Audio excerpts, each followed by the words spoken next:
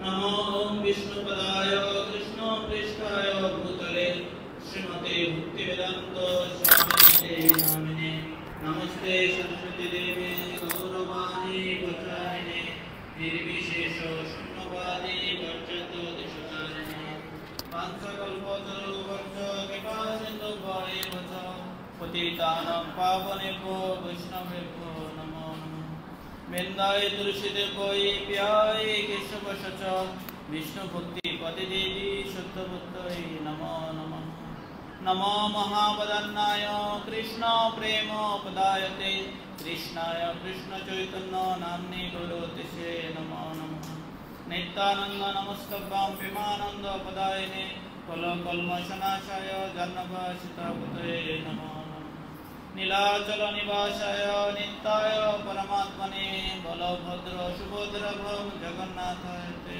नमो नमः हे कृष्ण करुणा सिंधु दीनबंधु जगत्पते गोपेश गोपिकाकांत राधाकांत नमस्ते तप्त कांचन गौरांगी राधे वृंदावनेश्वरी विश्वभानुसुते देवी प्रणमामि हरिप्रिये जय श्री कृष्ण चैतन्य प्रभु नित्यानंद श्री अद्वैत गदाधर श्रीवासदि गौर भक्तवृंद हरे कृष्ण कृष्ण कृष्ण हरे हरे हरे राम राम राम हरे हरे हरे कृष्ण कृष्ण कृष्ण हरे हरे हरे राम राम राम हरे हरे हरे कृष्ण कृष्ण कृष्ण हरे हरे हरे राम राम राम हरे हरे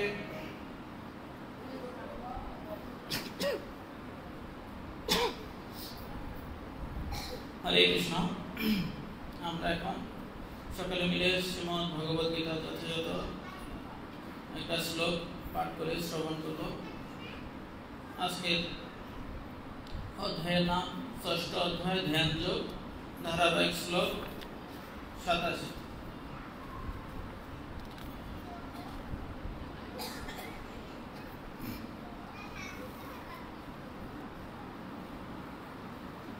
বোর্ডে যেগুলো লেখা নেই আমি ভেঙে ভেঙে বলছি আমার পরপর আপনারা উচ্চারণ করার চেষ্টা করুন ওম নমো ভগবতে বাসুদেবায় ओम नमो भगवते वासुदेवाय ओम नमो भगवते वासुदेवाय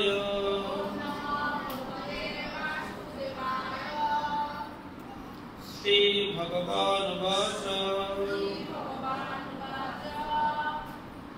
प्रशांतो मनसं हि एनं योगिनां सुखमुत्तमम् उपद्रवति शान्तसमरसो ब्रह्मभूत अकस्मात् प्रशान्त समनसं हीनं योगिनां सुखम् उपत्तगं उत्तुक्ति सत्तरसं ब्रह्मभूत अकस्मात् शाब्दिक अर्थ प्रशांत प्रशांत श्री कृष्णेर श्रीपादपद्मे निविष्ट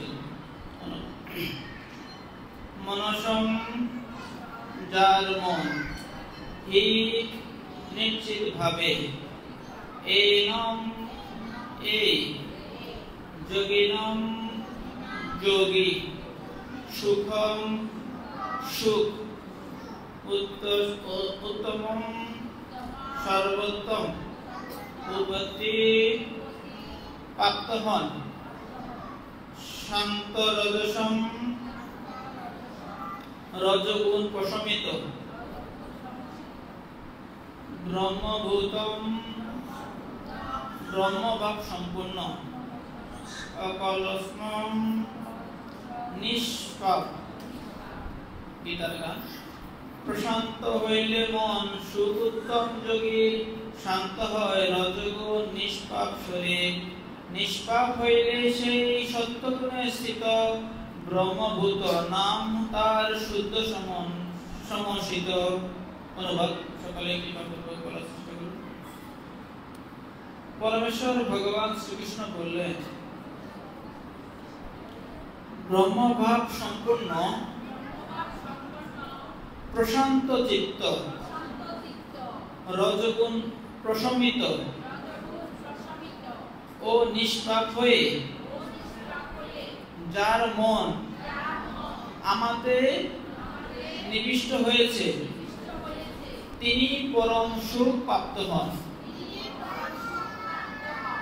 আমি পড়ছি, আপনারা শ্রবণ করুন।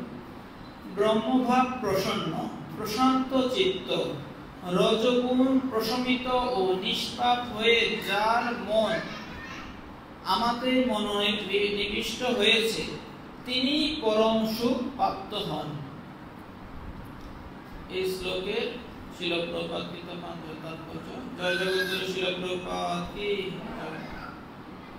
জড় কলুষ থেকে মুক্ত হয়ে ভগবানের অপাকৃত সেবায় সর্বতোভাবে নিয়োজিত হওয়াকে বলা হয় ব্রহ্মভূত। ভগবত ভক্তি লবতে পরম, ভগবত গীতায় 18 অধ্যায় 54 নম্বর শ্লোকে বলেছেন। ভগবানের চরণারবিন্দে মন স্থির না হওয়া পর্যন্ত ব্রহ্মভূত স্তরে অধিষ্ঠিত হওয়া যায় না। সবই মন কৃষ্ণ পদারবিন্দ। ভগবত ভক্তি বা কৃষ্ণ ভাবনা প্রীতির নিত্য তন্ময় থাকলে রজগুণ এবং সব রকমের জড়কলুষ থেকে সম্পূর্ণভাবে মুক্ত হওয়া যায়। এখানেই শিল প্রভুপাদ কৃত এই শ্লোকের তাৎপর্য। মকম বলিতি বাচলম পঙ্গলম হয়তি গিরিং তৎকৃপাতমহং বন্দে পরমানন্দ মাধবং শ্রী গুরু দিনকরিণং শ্রী চৈতন্যেশ্বরং। নমো ওম বিষ্ণুপদায় কৃষ্ণপৃষ্ঠায় ভূতলে শ্রীমতে জয়পতাকা স্বামিনীতি নামিনে। নমো আচার্যপদায় নিতাই কৃপাপদায়িনে গৌরকথা দামোদরায় নগরীরঙ্কার।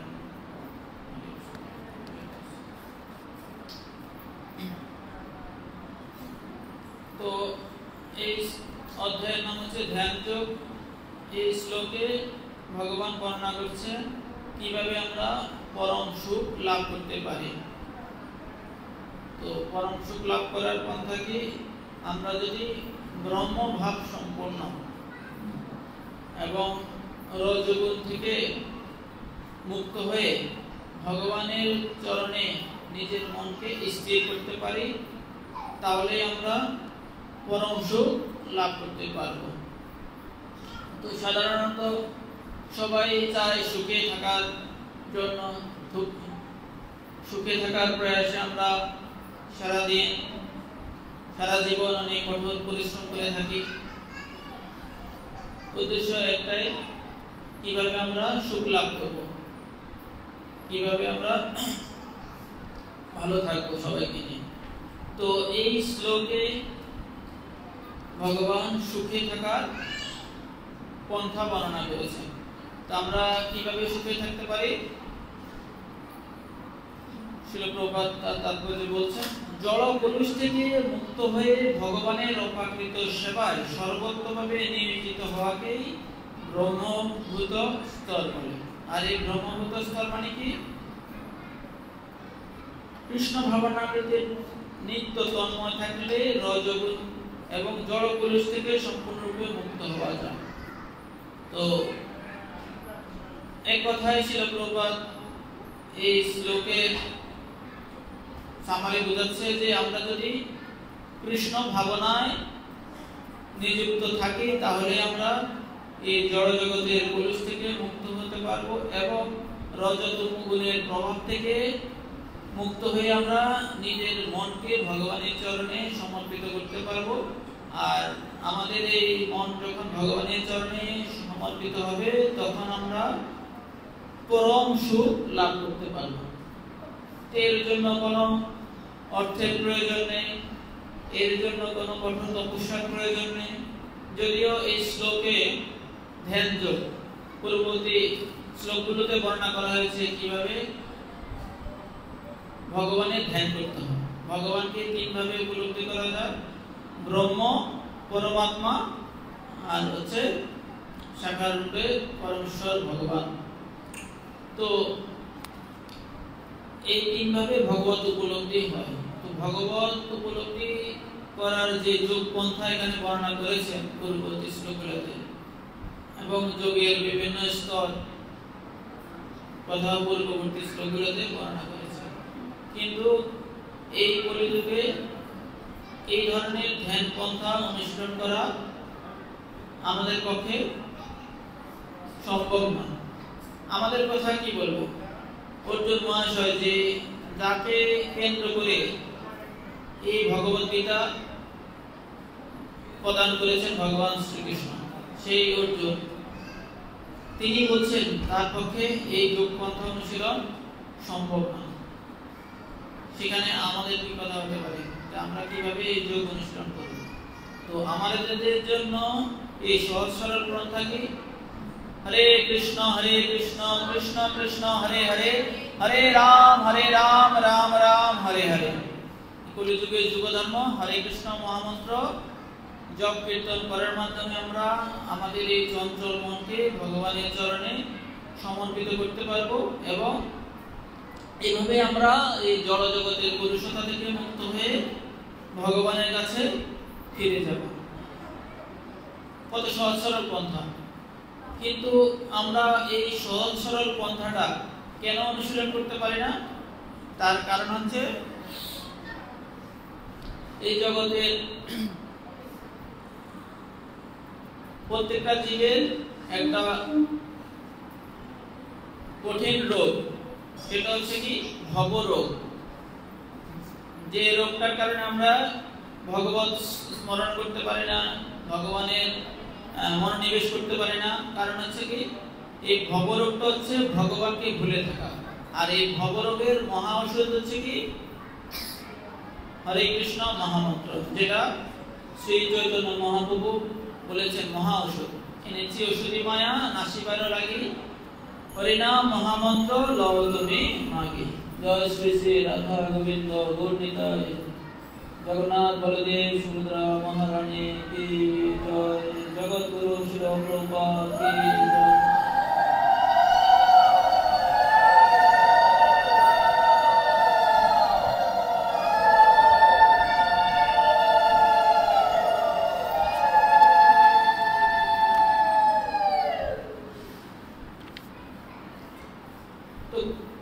গত ক্লাসের বিষয়বস্তু ছিল যে শ্লোকে উল্লেখ করেছেন যে মন হচ্ছে চঞ্চল এবং অস্থির।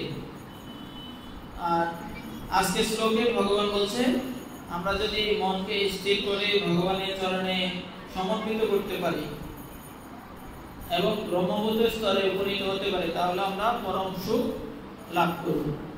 তো মন চঞ্চল, আবার এই মনকে যদি ভগবানের চরণে সমর্পিত করে করতে পারি তাহলে আমরা পরম সুখ লাভ করব। তো দেখুন, সুখের জন্য সবাই চেষ্টা করছে, আর সেই সুখের সন্ধান কোথায় রয়েছে? ভগবত গীতা। ভগবত গীতার একটা শ্লোকে ভগবান বলছেন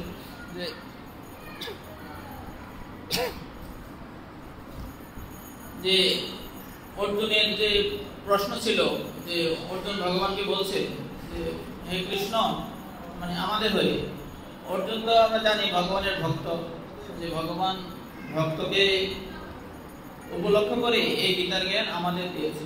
তো অর্জুন ভগবানকে প্রশ্ন করছে, আপনি যে বলছেন, কি বলছে যে মনটা আমার চরণে সমর্পিত করো তাহলে তুমি পরম সুখ লাভ করবে। তো অর্জুন বলছে যে চঞ্চলহি মন কৃষ্ণ প্রমাদ বলব জীবন। হে কৃষ্ণ মন তো চঞ্চল, কিভাবে আমি আমার এই মনকে তোমার চরণে সমর্পিত করব।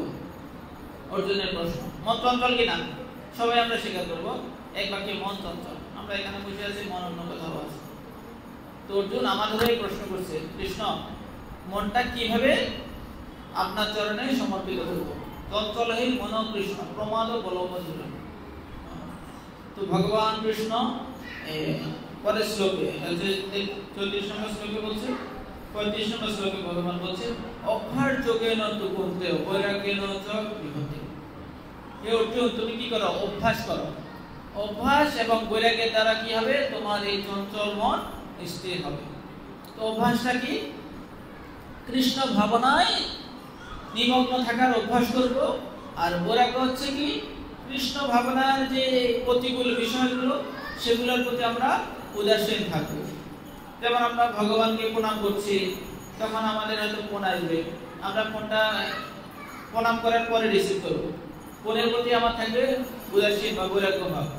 আমি ভগবানের কথা শুনছি, এখন কেউ অন্য বিষয়ে আলোচনা করছে, আমি বলবো যে এই কথা, এই আলোচনা আমরা পরে শুনবো, এখন ভগবানের কথা শুনি।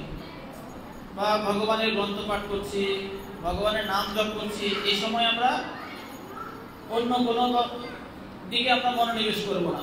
এবং আমরা যারা ভগবানের ভক্ত হওয়ার চেষ্টা করছি, আমরা ভগবানের প্রসাদ ব্যতীত অন্য কিছু গ্রহণ করব না।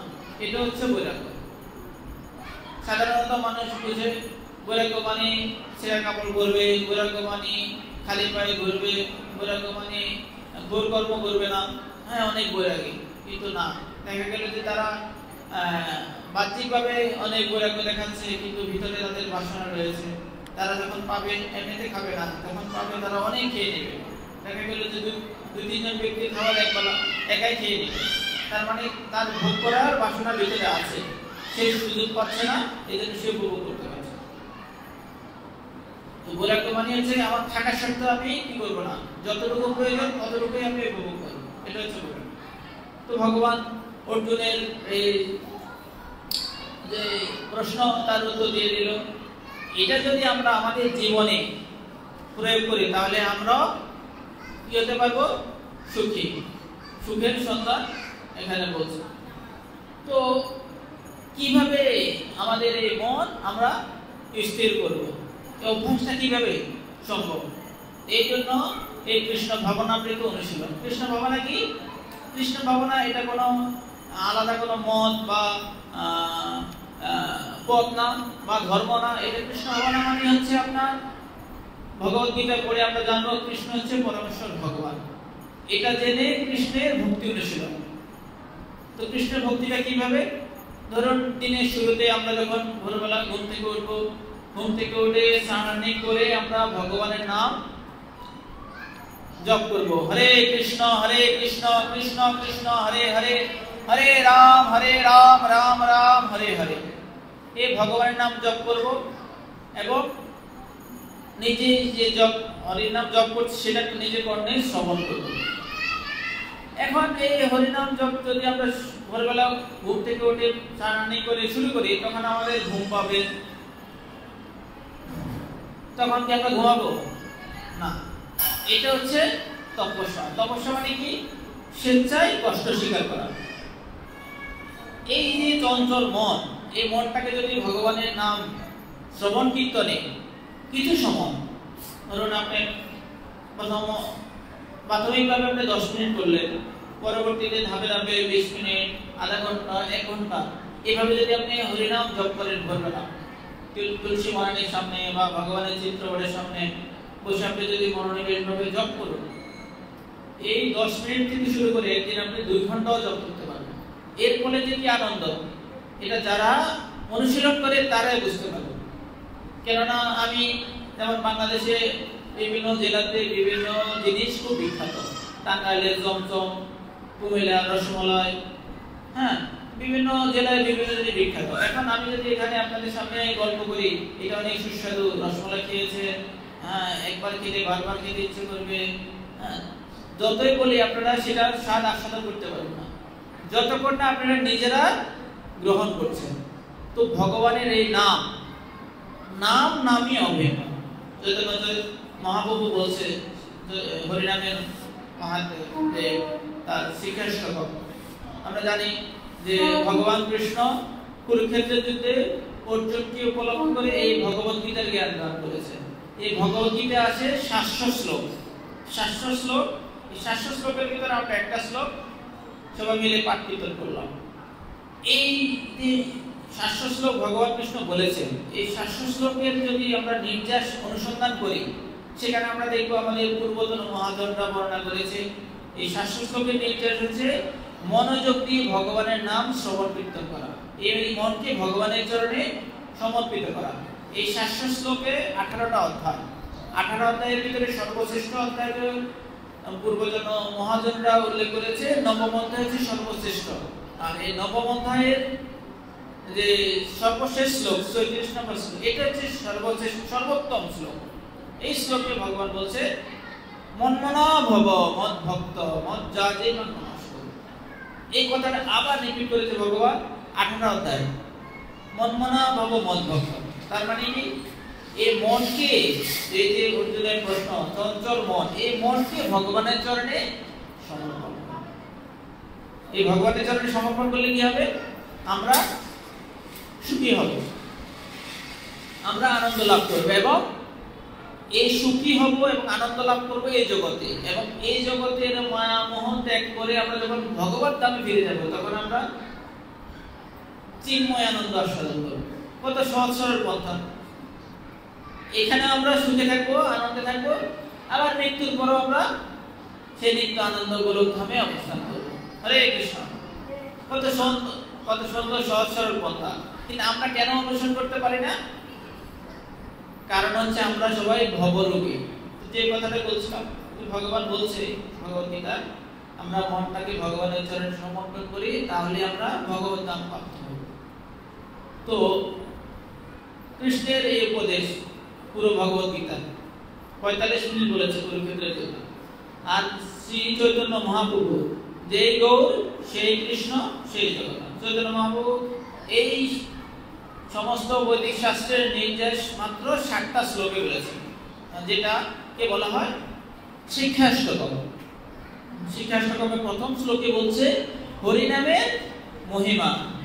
সবাই জানেন, চেতো দর্পণ মার্জনম ভব মহাদাবাগ্নি নির্বাপন শ্রেয় কৈরব চণ্ডিকা বিতরণম বিদ্যাবধূ জীবনম আনন্দ প্রতিবর্তনম প্রতিপদম পূর্ণামৃতাস্বাদ সর্বাত্মন স্থাপনম পরম বিজয়তে শ্রীকৃষ্ণ সংকীর্তন।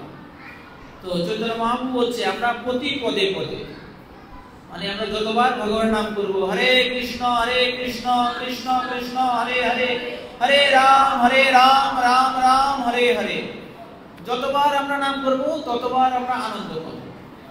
এখন আপনারা প্রশ্ন করতে পারেন, ও আপনি আনন্দ পাচ্ছেন? নিজেকে নিজে প্রশ্ন করা উচিত। আমরা যদি সুন্দরভাবে ভগবানের নাম করি আমরা আনন্দ পাবো। কেননা আমরা দেখতে পাই এই একই মন্ত্র, একই নাম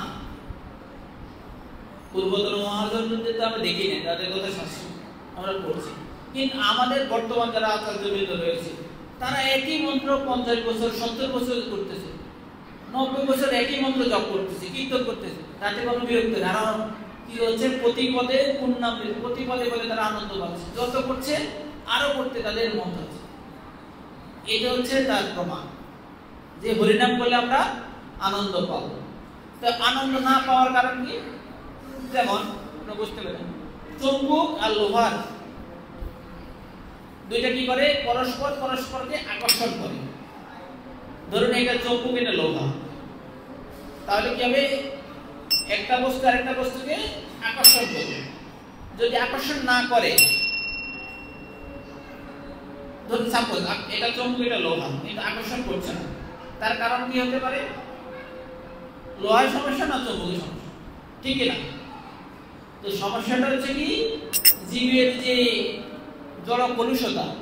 আমরা 84 লক্ষ জনই ভ্রমণ করে আমরা এই দুর্লভ মনুষ্য জীবন পেয়েছি। তো 84 লক্ষ জনিতে যত আমরা ভালো কাজ করেছি, যত মন্দ কাজ করেছি, আমরা তো জানি না, আমরা তো ভুলে গিয়েছি।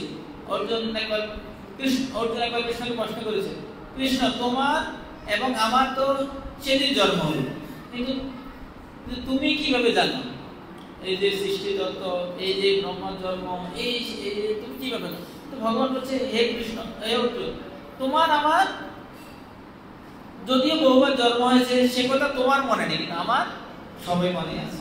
আপনারা জানেন গান্ধারীকে ভগবান কৃষ্ণ কতবার ক্ষমা করেছে? কতবার? আরে শিশুপাল, হ্যাঁ, তো শিশুপালের মনে নেই কিন্তু ভগবানের সব কথা মনে আছে। তো আমরা যে কৃষ্ণ শব্দের অর্থ যে সর্বাকর্ষক, তিনি সবাইকে আকর্ষণ করে, কিন্তু আমাকে কেন করে না?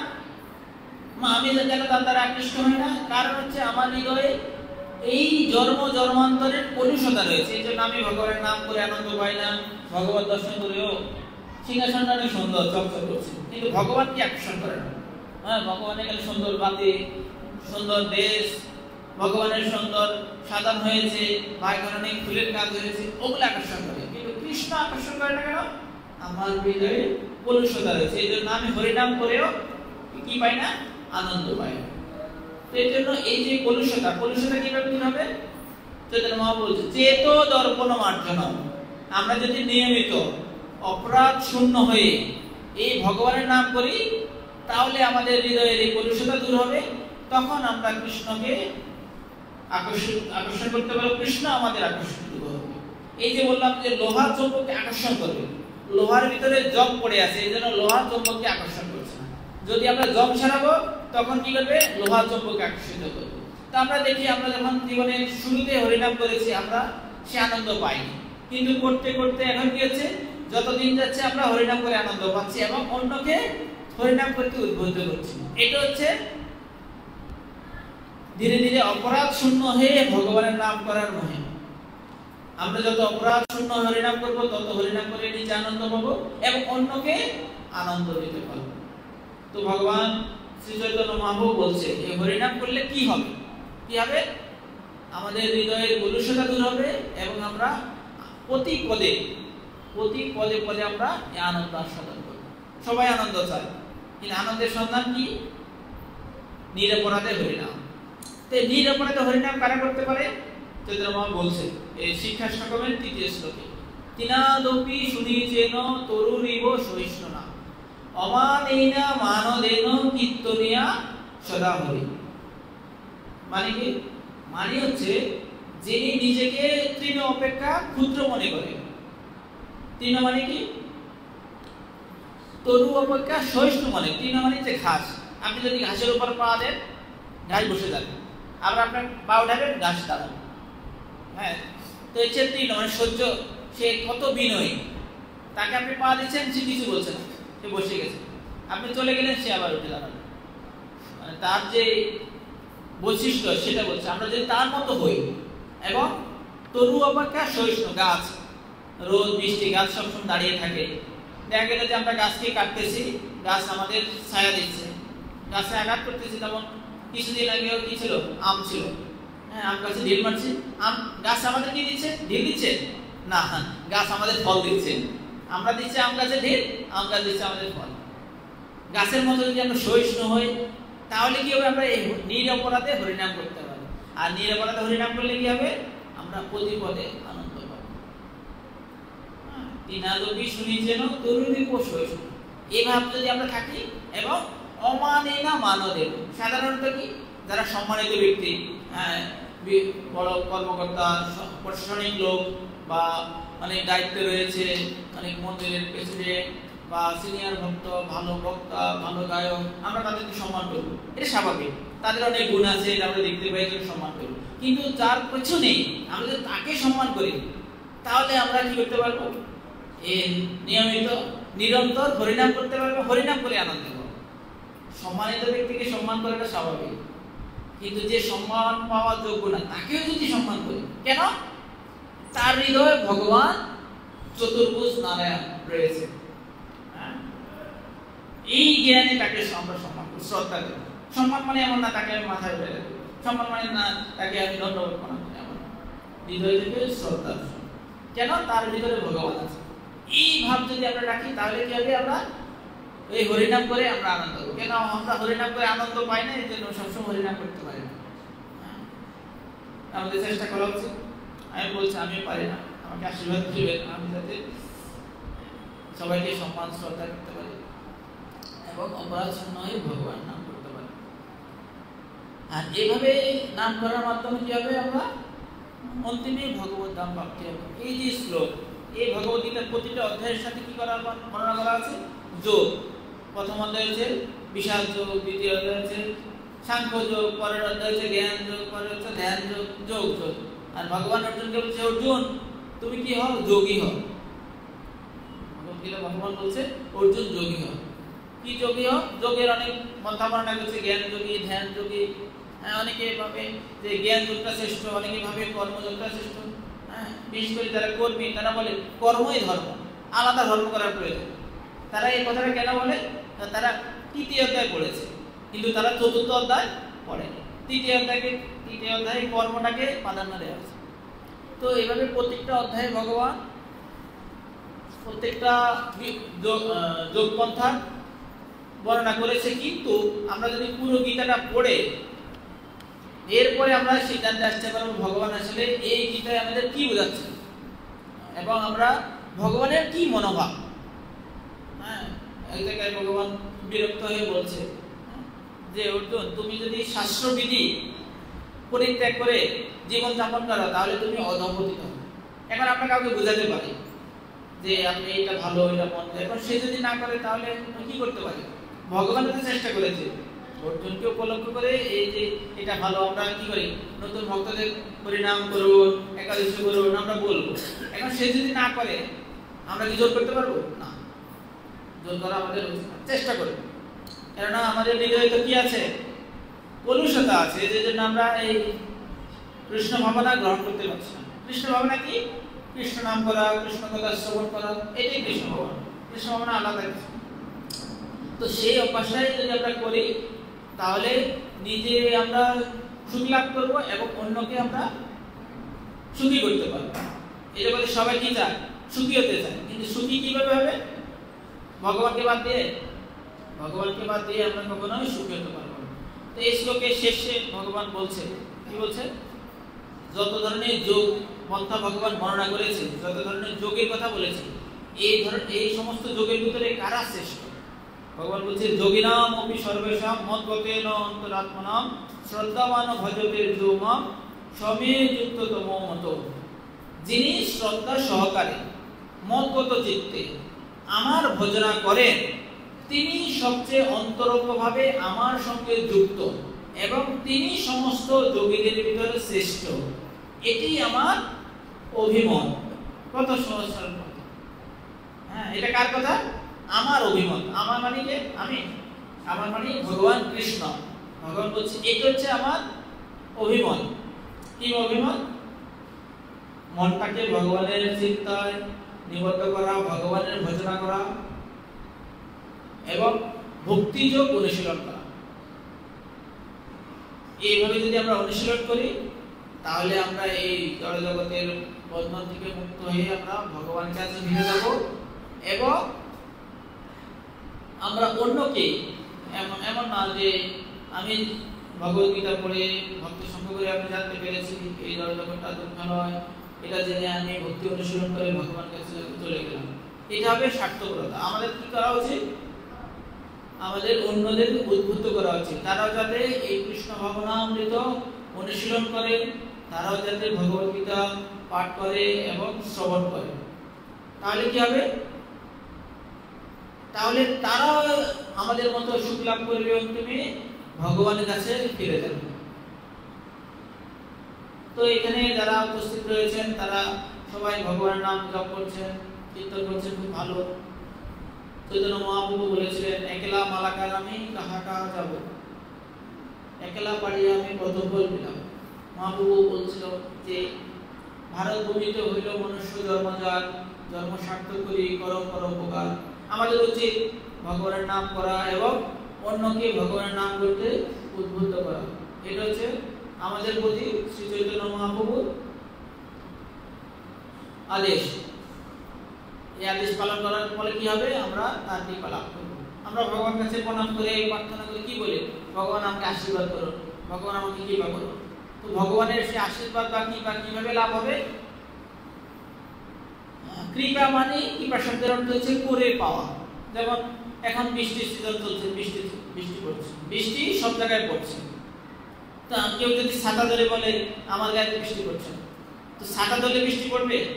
তো জীবের যে স্বাধীন ইচ্ছা, জীব হচ্ছে ভগবানের তটস্থা শক্তি। ভগবানের 3 প্রকার শক্তি রয়েছে: অন্তরঙ্গা শক্তি, বহিরঙ্গা শক্তি, তটস্থা শক্তি। তট মানে হচ্ছে নদীর কিনারে যে ব্যক্তি আছে, সে ব্যক্তি ইচ্ছা করলে নদীতে ঝাঁপ দিতে পারে, ইচ্ছা করলে নদী থেকে উপরে উঠে আসতে পারে। তা আমরা হচ্ছে জীবে ভগবানের সেই শক্তি। আমরা ভগবান আমাদের এই ক্ষুদ্র স্বাধীনতা দিয়েছে, আমরা ইচ্ছা করলে এই জগতে থেকে মায়ার লাথি উষ্টা খেয়ে দুঃখ কষ্ট পেয়ে এই জগতে 12-84 লক্ষ জনি ভ্রমণ করতে পারি। ইচ্ছা করলে আমরা ভগবত ভক্ত সঙ্গ করে ভগবত ভক্তি অনুশীলন করে জড় জগতের বন্ধন থেকে মুক্ত হয়ে ভগবানের কাছে ফিরে যেতে পারি। সেটা কিসের উপর নির্ভর করে? আমার উপর। আমি কি চাই? আমি কি এই জগতে থাকতে চাই? এমন অনেকে বলে আমি কেন ভক্তি অনুশীলন করব? মালাজপ কারা করে? যারা খেতে পারে না, ভগবানকে ডাকে। গরিব যারা, তারা ভক্তি করে। আমি তো ভালো আছি, আমার কোনো অভাব নেই, কোনো দুঃখ কষ্ট নেই। তাহলে সেটা কি ভগবান মিথ্যা কথা বলেছে? ভগবদ্গীতা ভগবান বলছে এই জগৎটা কে সৃষ্টি করেছে? ভগবান। এই জগৎটা সৃষ্টি করে ভগবান এই জগতের নাম দিয়েছে কি? দুঃখালয়। এখন ভদ্রলোক বলছে কি আমি তো সুখে আছি, আমি দুঃখে নেই। তার মানে ভগবান কি মিথ্যা বলছে যে দুঃখালয়? না। পরবর্তী ওয়ার্ড বলছে ভগবান অশাশ্বত। দুঃখালয় অশাশ্বত। কেউ ভাবতে পারে না আমি সুখে আছি, আমি ভক্তি করব না। যারা দুঃখ কষ্ট থাকে, বিপদে থাকে, তারা ভগবানকে ডাকে, ভগবান আমার এই রোগ মুক্তি করে দাও, ভগবান এই বিপদ থেকে রক্ষা করো। আমি তো সুখে আছি, ভালো আছি, সুতরাং আমি ভগবানকে ডাকার প্রয়োজন নেই। কিন্তু ভগবান কি বলছে? অশাশ্বত। তোমার এই ভালো থাকাটা অস্থায়ী, তুমি পার্মানেন্ট এখানে ভালো থাকবে না, চিরস্থায়ীভাবে আমরা কেউ ভালো থাকবো না। তাহলে এটা মেনে নিতে হবে। তো চিরস্থায়ীভাবে থাকবো না, একদিন সবাইকে চলে যেতে হবে কিনা? হবে। তাহলে আমরা কোথায় যাব? জানি? হ্যাঁ, আমরা জানি না। কে জানে? ভগবান। যেটা ভগবদ্গীতা আদি বৈদিক শাস্ত্রে বর্ণনা রয়েছে। এই জড়জগতের কিভাবে সৃষ্টি, আপনারা গ্রন্থ পড়বেন, অন্যকে পড়তে উদ্বুদ্ধ করবেন। আমাদের ভাগবত জয়ন্তী আসতেছে, ভাদ্র পূর্ণিমা, ভগবানের আবির্ভাব, ভাগবতে বর্ণনা রয়েছে এই পৃথিবী বিশ্ব ব্রহ্মাণ্ড কিভাবে সৃষ্টি হলো, ভগবান কেন মনুষ্য রূপে আসছে, এবং ভাগবত এই জগতে কেন আবির্ভূত হয়েছে। হ্যাঁ, বিস্তারিত। কর্মের ফল কেমন, স্বর্গ কোথায়। কেউ কেউ বলে এই স্বর্গ নরক এই জগতে, এর বাইরে কিছু নেই। না, সেখানে বর্ণনা করেছে স্বর্গের বর্ণনা, সেখানে বর্ণনা রয়েছে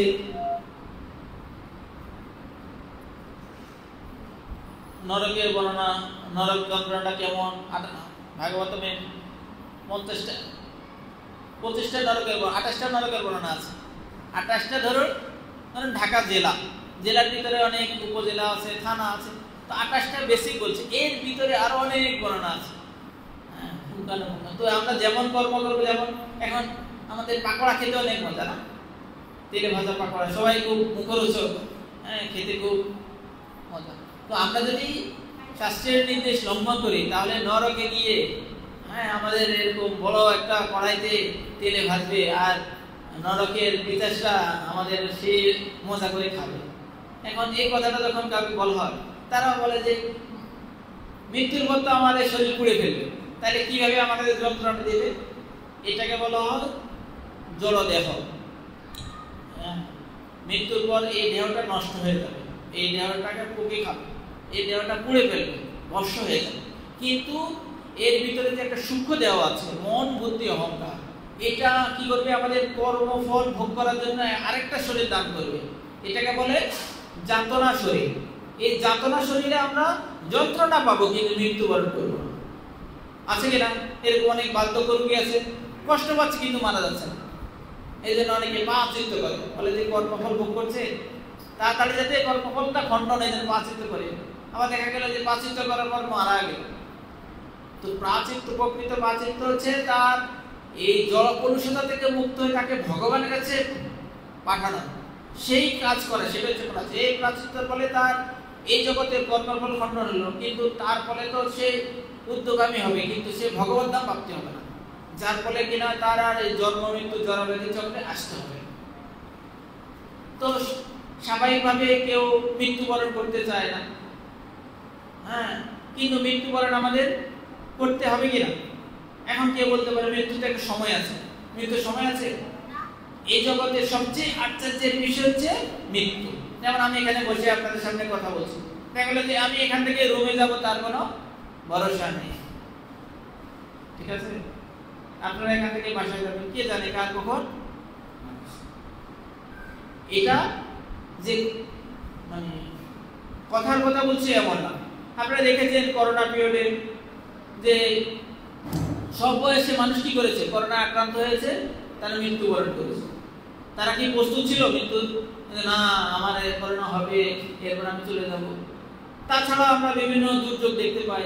যেমন কিছুদিন আগে কি হয়েছে, প্লেন দুর্ঘটনা হয়েছে। হ্যাঁ, প্লেনটা ছিল আকাশে, কোনো যাত্রী ছিল না। প্লেন দুর্ঘটনা তো সে শুধু পাইলট মারা যাবে, কিন্তু প্লেনটা কোথায় পড়ছে? স্কুলে। সে নাবালক শিশু, তারাও তো কত স্বপ্ন ছিল, ডাক্তার হবে, ইঞ্জিনিয়ার হবে, হ্যাঁ, তাদের বাবা মারও কত স্বপ্ন ছিল, আশা ছিল। কোথায় সেগুলো? এটাই বারবার আমাদের প্রমাণ করছে কি এটা মৃত্যু যে কোনো মুহূর্তে আসবে। এখন বলছে হরিনাম করুন, প্রসাদ আস্বাদন করুন, ভগবানের ভক্ত, সময় নেই। পরে এখনো সময় হয়নি, কে জানে কার কখন সময় হবে। এই জন্য কি করা উচিত আমাদের? যেমন আপনারা শুনেছেন যে রাবণ, তার একটা ইচ্ছা ছিল কি? রাবণ অনেক ক্ষমতাশালী ব্যক্তি ছিলেন, আমরা অনেক ক্ষমতার মালিক। রাবণ এমন ক্ষমতাশালী ছিলেন যে তার আমি সিউ চলে গিয়েছি, সে সারা বছর আম ফলাত। প্রকৃতি এবং সমস্ত দেবতারা তার কথায় উঠা বসা। সে এত ক্ষমতাশালী ছিল, তার একটা ইচ্ছা ছিল যে এই মত্ত থেকে একটা সিঁড়ি করবে, যাতে পায়ে হেঁটে স্বর্গে চলে যাওয়া যায়। এটা তার ইচ্ছা ছিল, কিন্তু সে সেটা করেনি। সেটা যদি করতে আমাদের জন্য ভালো হতো, আমরা পূর্ণ না কাজ করে আমরা চলে যেতাম স্বর্গে। তো তার এটা ইচ্ছা ছিল। তো তাকে যখন ভগবান রামচন্দ্র বধ করে, তখন ভগবান রামচন্দ্র তাকে বলছে, তুমি যে এত বছর রাজত্ব করেছ, এত যুদ্ধ করেছ, এত রাজাদের পরাজিত করেছ, তোমার একটা এক্সপিরিয়েন্স, অভিজ্ঞতা বলো। কি অভিজ্ঞতা শুনতে চান? তো ভগবানকে সে বলছে, শুভস্য শীঘ্র, শুভ কাজ কখনো দেরি করতে নেই। হ্যাঁ, সে যদি স্বর্গে সিঁড়িটা বানাতো তাহলে তো সে স্বর্গে চলে যেত, সেটা করেনি সে। তো ভগবান বলছে শুভস্য শীঘ্র, শুভ কাজ দেরি করতে নেই। তা আমরা জানতে পেরেছি, আমরা জানি সবাই মৃত্যু হবে, মৃত্যুর জন্য প্রস্তুত নেওয়া উচিত, প্রস্তুতি গ্রহণ। মৃত্যুর পর কি হবে? যেমন আমরা ছোটবেলা থেকে পড়াশোনা করি কেন? নিজের ক্যারিয়ার গঠন করার জন্য, বড় হয়ে আমরা এই হব সেই হব। তো মৃত্যুর জন্য আমাদের প্রস্তুত গ্রহণ করা উচিত কেন? পরবর্তী জীবনকে উপভোগ করার জন্য, ঠিক না? আমরা এখন 70 বছর বাঁচবো, এই জন্য আমরা 30 বছর পড়াশোনা করেছি, আর বাকি 40 বছর নাকি? এই জন্য আমরা কত কষ্ট করেছি। খেলাধুলা ভালো লাগে, পড়াশোনা ভালো লাগে না, তবুও জোর করে করতাম। কেন? মা বলতো গাধা হবি, এই রিক্সা চালাবি, পড়াশোনা কর, পড়াশোনা কর। কেন? স্বপ্ন, বড় হয়ে এই হবো সেই হবো। তো দেখুন 70 বছর 100 বছর উপভোগ করার জন্য এত কষ্ট। বিশেষ করে এক্সামের আগে যারা ছাত্র জীবনের কথা যদি আমরা স্মরণ করি, এক্সামের আগে টেনশন, কি ভালো রেজাল্ট করতে হবে, ভালো কিছু করতে হবে, টেনশনে খাওয়া নেই, ঘুম নেই, ভালো ভালো। কেন? কম্পিটিশন, সবার থেকে ভালো করতে হবে। ভালো রেজাল্টের পরে আবার প্রচেষ্টা, ভালো চাকরি করতে হবে, ভালো ব্যবসা করতে হবে। কেন? অনেক টাকার মালিক হতে হবে, একটা বাড়ি করতে হবে, সবাই দেখবে অমুকের অত বড় বাড়ি। এই যে কম্পিটিশনের মার্কেট, সবাই চায় নিজেকে দেখা, নিজে ভালো থাকে। তো এটা কতদিনের? যদি আমরা চিন্তা করি, চামড়া কুচকে যাচ্ছে, চুল পেকে যাচ্ছে, এরপরে স্বপ্ন দেখি এই হবো সেই হবো, এই করবো সেই করবো, কতদিন? ভগবত গীতা আদি বৈদিক শাস্ত্রে সেই কথাটাই বারবার পুনরাবৃত্তি করছে। যেন শিল প্রভুপাদ তার প্রবচনে প্রায় বলতেন, আমরা দেখো না আত্মা। তো তাকে একদিন তার এক শ্রোতা প্রশ্ন করেছে, স্বামীজি এই কথাটা আপনি প্রায় আলোচনায় বললেন, বলছে এটা আমি বলছি তোমাকে তোমাদের স্মরণ করানোর জন্য। তোমরা তো দেহাত্মবোধে কি করছো? সাধারণত আমরা সারাদিন কি করি, দেহের কি প্রয়োজন সেটাই আমরা ফুলফিল করছি। আত্মার কি প্রয়োজন? আত্মা হচ্ছে চিন্ময় বস্তু, তার প্রয়োজন যে চিন্ময়। কি চিন্ময়? হচ্ছে ভগবান। চিন্ময় হচ্ছে ভগবান সম্পর্কিত, যেমন ভগবানের নাম ভগবান থেকে অভিন্ন। হরে কৃষ্ণ কৃষ্ণ কৃষ্ণ হরে হরে, হরে রাম রাম রাম হরে হরে। তো আমাদের কি করা উচিত? ভগবত গীতা ভগবানের প্রথম শিক্ষা। আমরা দেহ না আত্মা। তো ঘুম থেকে উঠে ফ্রেশ হয়ে আমরা আগে আমাদের উচিত ভগবানের নাম করা, সেটা হোক 5 মিনিট, সেটা হোক 10 মিনিট, আত্মার জন্য। চিন্ময় বস্তু চিন্ময় খাবার দিচ্ছে না, ঠিক আছে? এর যে শুরুতে আমি যে কথাটি বলেছি, আপনারা যদি মনোযোগ দিয়ে ভগবানের নাম করার অভ্যাস করুন, তাহলে কি হবে? বিশেষ করে ব্রহ্ম মুহূর্তে আপনি নিজে আনন্দ পাবেন, অন্যকে এই আনন্দটা দিতে পারবেন। তো ভগবান এই শ্লোকে সুখের কথা বলছে। কিভাবে আমরা সুখ লাভ করতে পারি? ইন্দ্রিয় সংযম করে ব্রহ্মবোধ স্তরে অধিষ্ঠিত হওয়ার মাধ্যমে। ব্রহ্মবোধ স্তরে অধিষ্ঠিত হওয়া মানে কি? ইন্দ্রিয়কে সংযম করে ভগবানের চিন্তায় তন্ময় থাকা।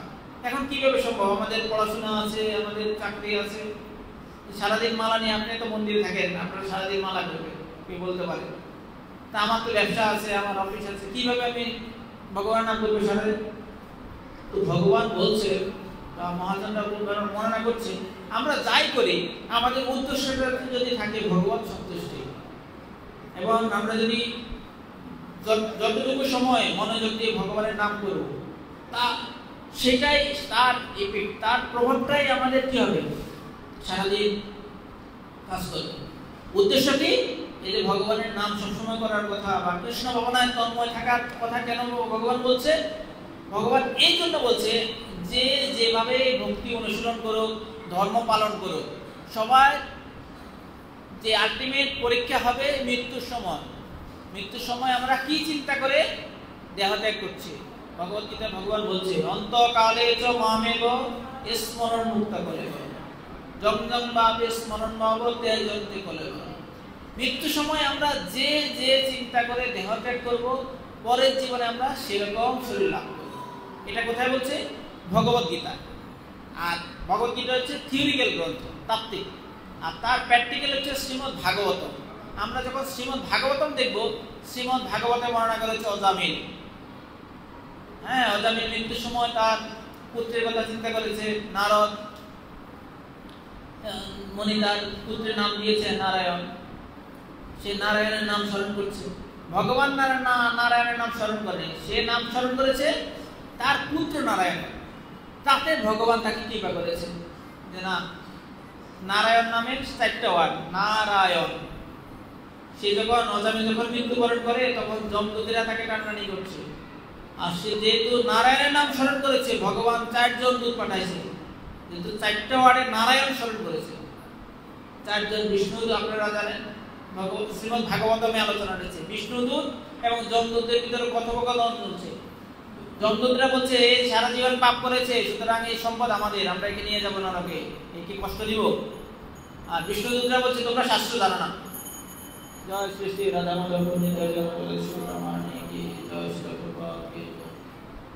বলছে, তোমরা শাস্ত্র জানো না, এই আমাদের প্রভুর নাম স্মরণ করেছে, সুতরাং সে আমাদের প্রভুর কাছে ফিরে যাবে।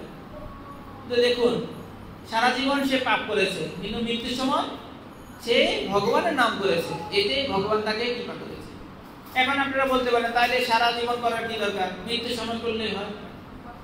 কিন্তু মৃত্যুর সময় কি আমাদের ভগবানের চিন্তা আসবে? আমি আমার কথা বলি, আমি যখন ভগবানের নাম করি তখন অনেক চিন্তা মাথায় আসে, তাহলে মৃত্যুর সময় কিভাবে ভগবানের চিন্তা আসবে? ডাকতেছি হরে কৃষ্ণ, চিন্তা আসতেছে খাওয়ার সময় যে 8:30 বাজে, খেতে হবে, তাহলে ভগবানের চিন্তা আসলো? তাহলে এখন সুস্থ আছে, এখানে আসে না, মৃত্যুর সময় আসবে? কোনো সম্ভাবনা নেই। কিন্তু আমরা যদি অভ্যাস করি তাহলে আসবে। আর শ্রীমদ ভাগবতমে ভগবান, আপনারা ভাগবত পড়বেন, শ্রীমদ ভাগবতে ভগবান আশ্বাস দিয়েছে, আমার ভক্ত, হ্যাঁ আমার ভক্ত যদি মৃত্যুর সময় আমাকে স্মরণ করতে নাও পারে, আমি তাকে স্মরণ করিয়ে দেব। এটা হচ্ছে ভক্ত হওয়ার মহিমা। হরে কৃষ্ণ। তো আমাদের সকলের চেষ্টা করা উচিত ভগবত ভক্তি অনুশীলন করা এবং ভগবানের নাম করা, ভগবানের কথা শ্রবণ করা। তাহলে কি হবে, আমি যদি আমার কষ্ট কর্মফলজনিত কারণে বিছানায় শুয়ে কষ্ট পাই, শারীরিক প্রতিবন্ধকতাও থাকে, ভগবান কৃপা করে আমাকে ভগবানের নাম স্মরণ করিয়ে দিবে এবং এর ফলে আমি অন্তিমে ভগবানকে লাভ করব। হরে কৃষ্ণ কৃষ্ণ কৃষ্ণ হরে হরে, হরে রাম রাম রাম হরে হরে। এটা হচ্ছে ভগবত ভক্ত হওয়ার সুফল। আপনারা যদি অন্য কারো ভক্ত ভগবানের নাম, সাপোজ যেমন আমাদের সনাতন ধর্মে অনেক দেবতা আছে, অনেক যোগী আছে, অনেক গুরু বসে আছে, অনেকের ভক্ত, তাদের ভক্ত হয়, তাহলে কিন্তু মৃত্যুর সময় তারা আসবে না, আপনাকে ভগবানের নাম শোনা যাবে। এই জন্য আপনার কি করা উচিত, ভগবানের ভক্ত হওয়া উচিত, ভগবানের নাম করা উচিত। তাহলে কি হবে, ভগবান কথা দিয়েছে, আমি সেই ভক্তকে কি করি, কৃপা করার জন্য তার মৃত্যুর সময় তাকে স্মরণ করিয়ে দিই, তাতে কি হবে, সে আমাকে লাভ করবে। সেই চেষ্টা করা উচিত। হ্যাঁ, এবং অন্যকে অনুপ্রেরণা দেওয়া উচিত, তারাও যাতে ভগবানের নাম করে, তারাও যাতে ভগবত ভক্তি অনুশীলন করে। ভগবত ভক্তি অনুশীলন করতে কিচ্ছু লাগবে না, আপনি শুধু ভগবানের নাম, এই হরে কৃষ্ণ মহামন্ত্র জপ করুন, কীর্তন করুন, ভগবানের কথা শ্রীমদ্ ভাগবত গীতা পাঠ করুন, শ্রীমদ্ ভাগবত পাঠ করুন, তাহলে আপনি কৃষ্ণ ভাবনায় হতে পারেন। আপনাকে কিছু ত্যাগ করতে হবে না, কিছু ছাড়তে হবে না, যে কর্মে আছেন সেই কর্মে করুন, যা খাচ্ছেন তাই খান, শুধু আপনাকে কি করতে হবে, আপনার কাজের সাথে ভগবানকে যুক্ত করুন। এটা হচ্ছে কৃষ্ণ ভাবনা। কত সহজ সরল পন্থা, সবাই এই কৃষ্ণ ভাবনামৃত অনুশীলন করতে পারে। এতে কোনো ছেলে নেই, মেয়ে নেই, ছোট নেই, বড় নেই, কারোর জন্য কোনো এমন এক কৃষ্ণ ভাবনামৃত অনুশীলন করতে হলে আলাদা কোনো কোর্স করতে হবে, ক্যাম্প করতে হবে, কোনো যোগ পদ্ধতি অনুসরণ করতে হবে। কত সহজ সরল পন্থা, কিন্তু আমরা কেন করি না? কারণ হচ্ছে আমরা জানি না, আর হচ্ছে আমাদের কলুষতা। অনেকে শাস্ত্র করতে চায়, শাস্ত্র পড়ে যদি পালন না করি তাহলে পাপ হবে। আচ্ছা বলুন তো, যে ব্যক্তি সাঁতার জানে না, সে যদি নদীতে ঝাঁপ দেয়, সে ডুবে মারা যাবে না? অবশ্যই মারা যাবে। আগুনে যদি ছোট বাচ্চা আঙুল দেয়, পড়া যাবে না? আগুন কি তাকে ছেড়ে দিবে? ও যদি ছোট বাচ্চা জানে না। আরেকটা বলে কি জানেন, যে শাস্ত্র পড়ে যদি পাপ করে তাহলে পাপের ফল বেশি ভোগ করতে হবে। আচ্ছা, আমরা যদি শাস্ত্র না পড়ে পাপ করি, এই পাপের ফল ভোগ করতে হবে। তার এই চিন্তাটা আমরা কেন করি না? কারণ হচ্ছে আমরা দেহাত্ম বলে আছি। আমরা ভাবছি কি এই দেহটা হচ্ছে আমার প্রকৃত পরিচয়, কিন্তু আমরা এটা আমরা চিন্তা করি না যে আমার দাদু কোথায়, আমার ঠাকুমা কোথায়, তার বাবা মা কোথায়, তারা সবাই বলো হরি হরি বল। পরম্পরা কি হবে, আমিও চলে যাব। তাহলে কি করা উচিত, যাওয়ার জন্য প্রস্তুতি গ্রহণ করা উচিত। কিন্তু এটা কেউ শুনতে চায় না।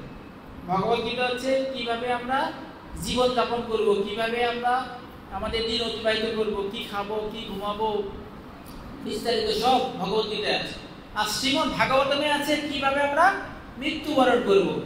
আপনারা জানেন ভাগবতমের শুরুতে বর্ণনা আছে, পরীক্ষিত মহারাজ শাপগ্রস্ত হয়েছে, 7 দিনের মাথায় কি হবে, তার তক্ষক দংশনে মৃত্যুবরণ করবে 7 দিন।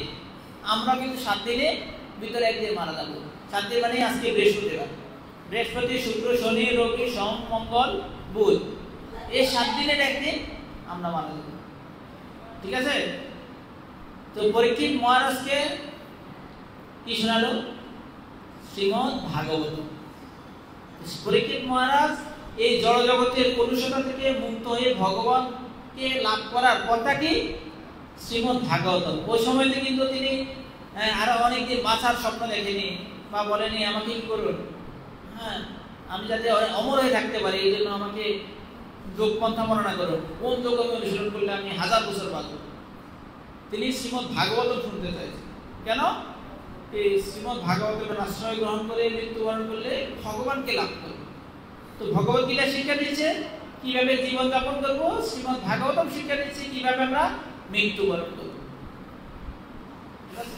তার মানে আপনারা তো ভাবতে পারেন যে আমরা তো মৃত্যুবরণ করতে চাই না, তাহলে ভাগবত পড়বো না।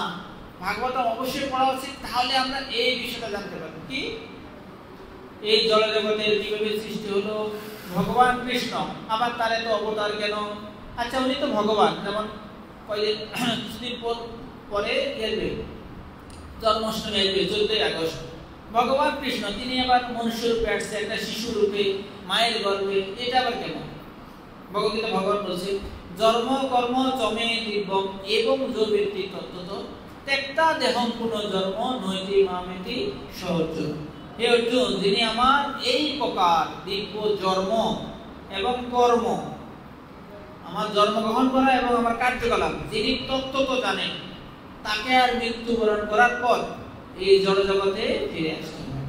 জন্মটা কি? সাধারণত আমরা ভাবি ও তিনি তো যশোদার মায়ের গর্ভে আসছে মানুষের মতো, তাহলে উনিও মানুষ। কিন্তু না, আমরা যদি তত্ত্বগতভাবে জানি এটা আমাদের যে জন্ম সেরকম না, ভগবানের জন্ম আর আমাদের জন্ম এক না। যদি আমরা তত্ত্বগতভাবে জানি তাহলে আমরা কিছু করতে হবে না, আমরা মৃত্যুর পর ভগবানকে লাভ করবো, ষোলমালা জপ করতে হবে না, মঙ্গলাদি করতে হবে না, কিছু করতে হবে। কিন্তু তত্ত্ব জানার জন্য কি প্রয়োজন? ভগবদ্গীতা ভগবান বলছে সেই সে ঈশ্বর তত্ত্ব জানিবারে পারে ঈশ্বরের কৃপালে হয়েছে যাহার, এটা চৈতন্য তত্ত্ব বলছে। এবং ভগবদ্গীতা ভগবান বলছে ভক্তা মাম অভিজানাতি জাবান দুষ্মেন তত্ত্ব, কি ভক্তরাই আমাকে তত্ত্বগতভাবে জানায়। ভক্তকে ওই যে শুরুতে বলেছেন ভক্ত সে যে কিনা তিনালোকি শুনিছেন তরুরিব সহিষ্ণুনা অমানেনা মানদেন কীর্তনিয়া শোনা। শেষ তারিখ আমরা সবাই কি করছি? ভক্ত হওয়ার চেষ্টা করছি না। আমরা কখনো নিজেকে এরকম ভাবা উচিত না আমি তো ভক্ত হয়ে গেছি। আমরা ভক্তের লক্ষণ শ্রীমদ্ ভগবদ্গীতায় আছে, ভক্ত মানে এমন হবে এমন হবে। আমরা তো ভক্ত হওয়ার চেষ্টা করতেছি সবাই। আমরা যদি ভক্ত হয়ে যাই তাহলে আমার ভিতরে এই লক্ষণগুলো দেখা যাবে।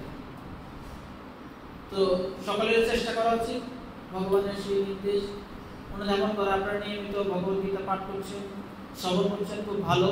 অন্যকে উদ্বুদ্ধ করুন তারা যাতে পড়ে জানে এবং নিজের জীবনে অনুশীলন করে। আপনি জানলেন ভগবত ভক্তির মহিমা, শুনলেন, যদি পালন না করেন তাহলে কি আপনি লাভবান হবেন না।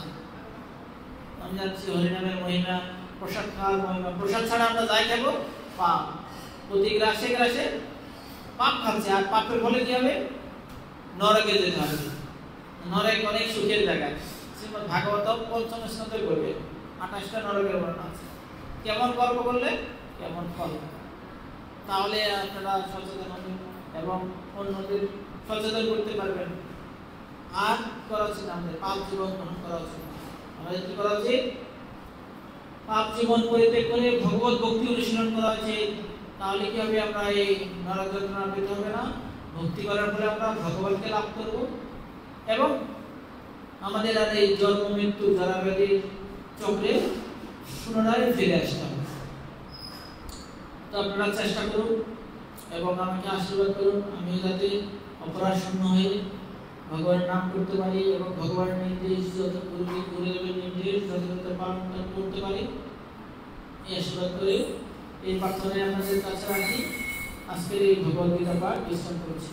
আলোচনার প্রাসঙ্গিক যদি কোনো প্রশ্ন বা জানার থাকে আমাকে জিজ্ঞেস করতে পারেন, চেষ্টা করব।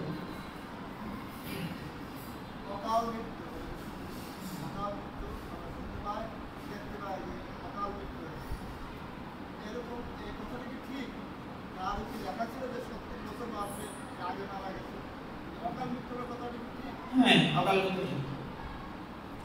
এই জন্য আমরা প্রতিদিন ভগবানের চরণার্থ গ্রহণ করি আর মন্ত্রটা বলি ওম অকাল মৃত্যু হরণম। আমার যাতে অকাল মৃত্যু না হয় এই জন্য দিনের শুরুতে আমি কি করছি? ভগবানের এই চরণামৃত আস্বাদন করছি। হ্যাঁ, যেমন যেমন দেখা গেলে একটা বাসে অনেকে আহত হয়েছে, অনেকে নিহত, অনেকে দিব্যি সুস্থ। তার মানে কি? তার আয়ু ছিল 16 বছর। হ্যাঁ, 16 বছর মারা গেছে। অকাল মৃত্যু কেন বলবো? আমার আচ্ছা, আয়ু ছিল কত বছর সেটা আমি জানি না। আমি জানি না। হ্যাঁ, এটা হচ্ছে বিষয় যে তার আয়ু ছিল 16 বছর, সেটা আপনি যেটা বলছেন ঠিক। কেউ যদি 16 বছর মারা যায় তার মানে তারা 16 বছর ছিল, হতে পারে, কিন্তু এটা ঠিক না ঠিক না এটা আমি জানি না। এই জন্য আমাদের কি করা উচিত, প্রতিদিন ভগবানের চরণামৃত ওম অকাল মৃত্যু হরণম মন্ত্র বলে গ্রহণ করা উচিত। হ্যাঁ, কেউ বলতে পারে আমি তো প্রতিদিন এই মন্ত্র চরণামৃত পেতে পারি না, বাড়িতে থাকি বা মন্দির থেকে দূরে, তার কি উপায়?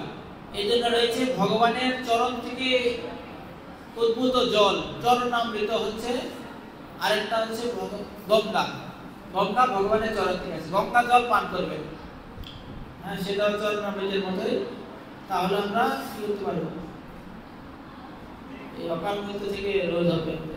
জয় শ্রীকৃষ্ণ চৈতন্য প্রভু নিত্যানন্দ শ্রী অদ্বৈত গদাধর শিবাসাদি গৌর ভক্তবৃন্দ। হরে কৃষ্ণ কৃষ্ণ কৃষ্ণ হরে হরে, হরে রাম রাম রাম হরে হরে।